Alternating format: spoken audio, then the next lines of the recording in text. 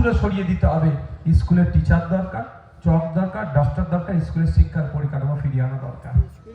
মায়ের হাতে, যে হাতে মাকে 1000 টাকা মাসে দিচ্ছে না, ওখানে তো প্রচুর মায়েরা আছেন। আওয়াজ শুনতে পাচ্ছেন তো মায়েরা? যাচ্ছে মায়েরা, আওয়াজ যাচ্ছে তো নাকি? হ্যাঁ, মায়েরা আওয়াজ যাচ্ছে ওইদিকে। আমি আপনাদের বলছি, যে হাতে আপনাদেরকে 1000 টাকা করে মমতা ব্যানার্জি মাসে দিচ্ছে, ওই হাতেই মমতা ব্যানার্জি আপনার বাড়ির বাচ্চাগুলোর ভবিষ্যতের গলা টিপে মেরে দিচ্ছে। এত বড় কথা বললাম আমি।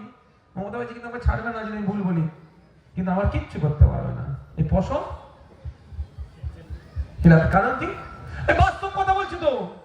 এই আপনি আজকে বাড়ি যাবেন, দুপুরে খাওয়া দাওয়ার পরে বাচ্চাগুলোকে ডাকবেন, বই আর পেন খাতাটা দেবেন। ক্লাস 4 এর বাচ্চাকে ডাকুন, অঙ্কের বইটা দিন, পেনটা দিন আর খাতাটা দিন, দিয়ে বল মা একটু অঙ্কটা করতো, বাপ একটু অঙ্কটা করতো। ক্লাস 4 এর বাচ্চাকে দিন, ওর বই তো পারবে না। 100 জনের মধ্যে 90 জন ফেল করবে, কিন্তু 100টা মাকে কিন্তু লক্ষ্মীর ভান্ডার দিচ্ছে। ভালো লাগছে, 100 টাকা নিচ্ছে, 1000 টাকা বিরোধিতা করবো না, কিন্তু ওই হাতেই মমতা ব্যানার্জি আপনার ছেলে ভবিষ্যৎ ধ্বংস করছে। বাড়িতে 5-6 এর ছেলে মেয়ে আছে, দুপুরবেলা খাওয়া দাওয়া করে ডাকুন ওদেরকে, পেন আর খাতাটা তুলে দিন। বাবু তোর নাম লে, তোর মায়ের নাম, তোর বাপের নাম, তোর ঠিকানা, কোন স্কুলে পড়িস। এইটার জন্য তার বেশি শিক্ষিত হওয়ার দরকার নেই, এতটুকু তো 6 এর ছেলেরা পারবে, পারাটা দরকার। কিন্তু 100টা বাচ্চাকে গিয়ে আজকে পরীক্ষা করে দেখুন, 90টা বাচ্চা পারবে না, ফেল করবে।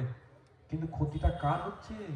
মমতা ব্যানার্জির পরিবারের হচ্ছে না ক্ষতি, এমএলএ এমপির পরিবারের ক্ষতি হচ্ছে না, ব্লকের প্রেসিডেন্ট তৃণমূলের নেতার পরিবারে হচ্ছে না। খোঁজ নিয়ে দেখুন, নেতার ছেলেরা সব প্রাইভেট স্কুলে পড়ছে, বিদেশে পড়ছে, আর ভোটারদের ছেলেরা সরকারি প্রাইমারি স্কুলে যাচ্ছে। অশিক্ষা ভরে যাবে, কম্পিটিশনে দাঁড়াতে পারবে না, তখন কি বলবে? আরে তুই পড়াশোনা করে তুই চাকরি পাবি না, আরে 300 টাকা দিচ্ছ, ওকে যে বোম মেরে আয়, 200 টাকা দিচ্ছে, যা বুথটা দখল কর। এই কাজ করতে আমাদেরকে সমাজ বিরোধী হিসাবে কাজ করাবে।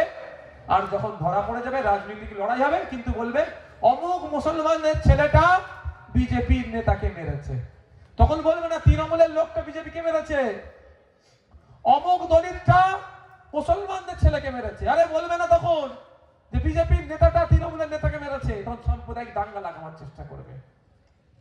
তাই আপনাকে আমাকে সজাগ থাকতে হবে ভাই আমার। এত কথা বলেছি, যদি চাই গ্রহণ করবেন, না হলে করবেন না। লাস্টের যে কথাটা বললাম, আমি অনুরোধ করছি, এটাকে অন্তত আপনারা আমল করুন, গ্রহণ করুন। বাড়ির ছেলে মেয়েগুলোকে উচ্চ শিক্ষায় শিক্ষিত করুন।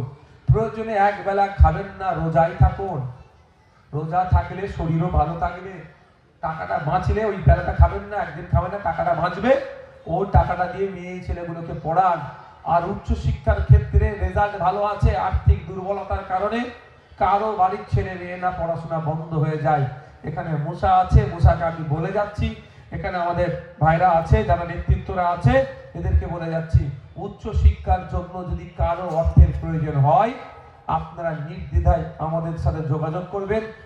আমার বড় ভাই যারা অলরেডি বলে রেখেছে, আমরা দায়িত্ব নিয়ে সেই ছেলে মেয়েটিকে আমরা উচ্চ শিক্ষায় শিক্ষিত করবো, আমরা টাকা খরচ করবো তার জন্য। এটা বলে যাচ্ছি, তৃণমূলেরও কোনো যদি ছেলে হয়, তৃণমূলের লোকটা তৃণমূল করে, কিন্তু তার আর্থিক দুর্বলতার জন্য তার ছেলেটার মেধা আছে, পড়াতে পারছে না, নির্দ্বিধায় আপনি তার সাথে গোপনে যোগাযোগ করবেন, তার পরিচয় দেওয়ার দরকার নেই। গোপনে আমার সাথে যোগাযোগ করতে বলবেন, আমি গোপনে তাকে পড়ার সহযোগিতা করবো। এটা বলে যাচ্ছি, তৃণমূল তো কি হয়েছে। ঠিক আছে, সকলে ভালো থাকবেন, সুস্থ থাকবেন। কতটা না, আচ্ছা ঠিক আছে, চলছে এখনো রক্তদানের কাজ চলবে। আপনারা যারা রক্ত দিতে বাকি আছে, শেষে তোমার যত ভলেন্টিয়ার আছে সবাইকে ব্যবস্থা করবে। যারা বাকি আছেন তারা দিন, আর যারা দিয়েছেন আজকের এই মঞ্চের পক্ষ থেকে সেই রক্তযোদ্ধাদেরকে আমি ধন্যবাদ জানাই। দর্শকের আসনে বসে থাকে, দাঁড়িয়ে থাকে অগণিত মানুষ, পুরুষের সাথে সাথে আজকে নারীদের উপস্থিত চোখে লাগার মতো। মা বোনেদেরকেও ধন্যবাদ জানাই, বাপ ভাইদেরকে ধন্যবাদ জানাই, মিডিয়ার বন্ধুদেরকে ধন্যবাদ জানাই। আজকে আমার যারা বিভিন্ন নেতৃত্বরা এসেছেন তাদেরকেও ধন্যবাদ জানাই। সর্বোপরি প্রশাসনের বন্ধুদেরকে ধন্যবাদ জানিয়ে আমি আমার বক্তব্য এখানেই সমাপ্ত করলাম। ধন্যবাদ।